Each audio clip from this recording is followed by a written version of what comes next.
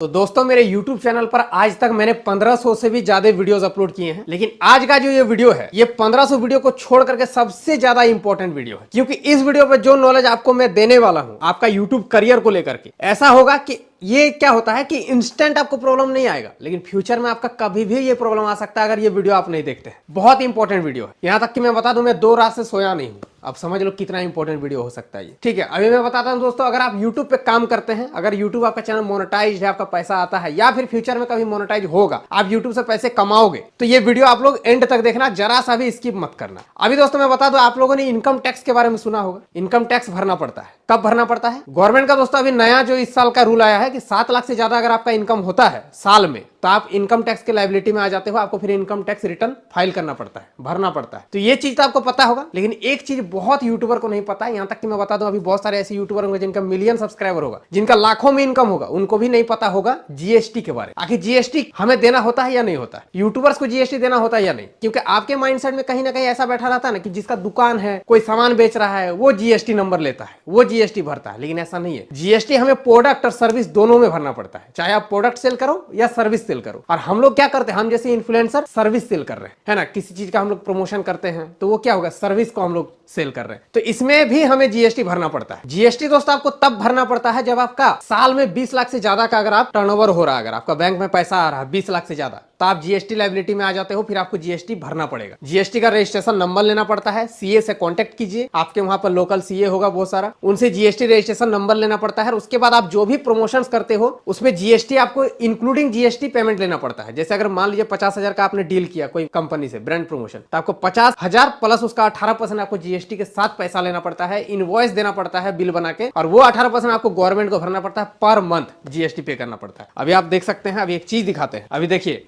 ये हमारे अकाउंटेंट साहब, ठीक है, हमारे घर पे आए हुए हैं, अभिलाष जी इनका नाम है। मेरा मैनेजर उधर रहा शोएब।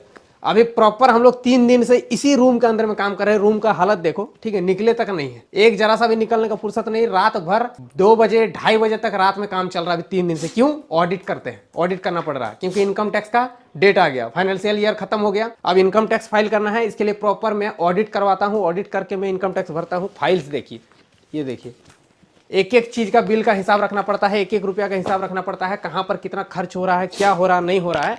तो ये सब चीज मैं आप लोगों को वीडियो बना करके बता रहा हूं। अभी तक कोई यूट्यूबर इतना खुल के नहीं बताता।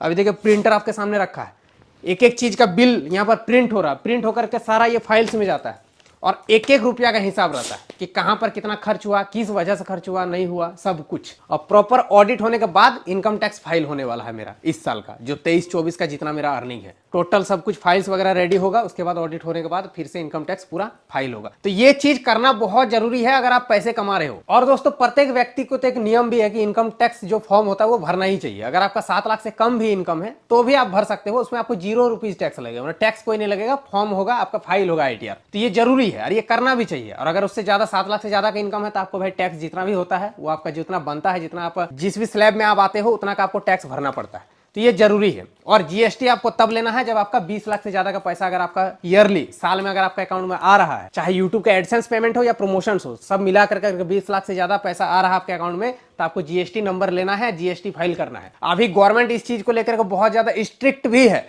आपको कब नोटिस आ जाएगा, क्या हो जाएगा, इसका कोई गारंटी नहीं। आप लोग आए दिन सुने होंगे बहुत सारे यूट्यूबर्स का रेड पड़ता है, ये हो रहा है, वो हो रहा है, तो थोड़ा रिस्की भी है, इसीलिए सतर्क रहिए। ये वीडियो मैंने बना दिया इसीलिए ताकि मुझे काफी सारे यूट्यूबर्स फॉलो करते हैं, वो आगे जाके ना फंसो। अब इसमें से कुछ ऐसे भी यूट्यूबर्स होंगे जो लाखों पैसे कमाते हैं और टैक्स भी नहीं भरते हैं, और उनको कुछ हो भी नहीं रहा है ना। हो सकता है पिछला 2-3 साल से वो कमा रहा होगा, टैक्स नहीं भरता है, कुछ नहीं हो रहा, तो वो अपने आप को चालाक समझता है। लेकिन मैं बता दूं, आप बहुत बड़े बुड़बक हो।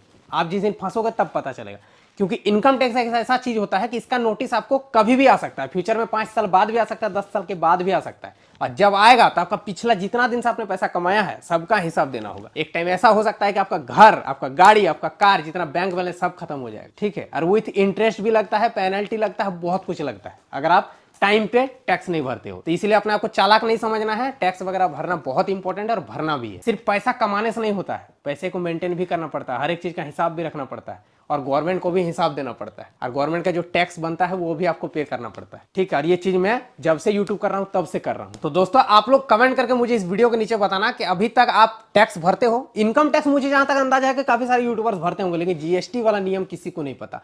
यहां तक कि दोस्तों मैं बता दूं, मेरे कॉन्टैक्ट्स में 20-25 यूट्यूबर है बड़े बड़े, जो यूट्यूब से लाखों पैसे कमाते हैं। मैंने काफी सारे यूट्यूबर्स को खुद पर्सनली बताया कि भाई जीएसटी ले लो, जरूरी है। मैं कुछ यूट्यूबर्स का नाम नहीं लूंगा, यहाँ पर किसी का डिस्क्लोज नहीं करूंगा, बट मैंने काफी सारे यूट्यूबर्स को बताया, और काफी सारे यूट्यूबर्स मेरे से आइडिया भी लेता है कि कैसे होगा मनोज भाई, क्या करना होता है, नहीं करना होता है।